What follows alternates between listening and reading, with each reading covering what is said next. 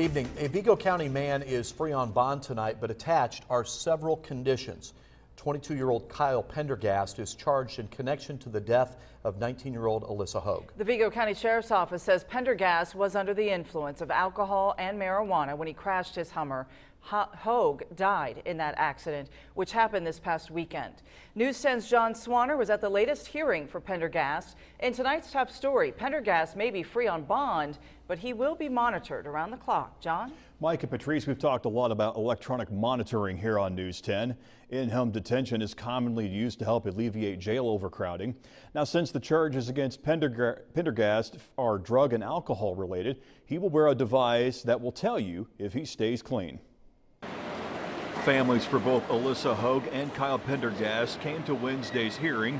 Judge Michael Rader set bond for Kyle Pendergast at $25,000 cash only, and his bond carries several conditions, one of which he must wear what's called a SCRAM device. SCRAM stands for Secure Continuous Remote Alcohol Monitoring. The person being monitored wears the SCRAM device on his or her ankle. A small pump on the device takes samples from the person's skin every half hour.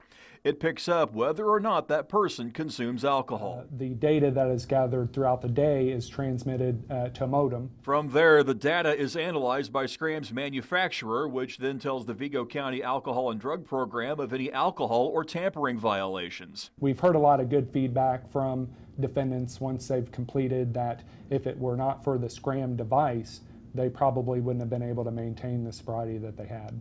Now, the one downside to SCRAM is its cost. However, in the case of Pendergast, that cost is passed on to him since wearing the device is a condition of his bond. Pendergast has a trial date of October 7th set. He faces 1 to 6 years in prison if convicted. Mike, back to you. Thank you very much, John.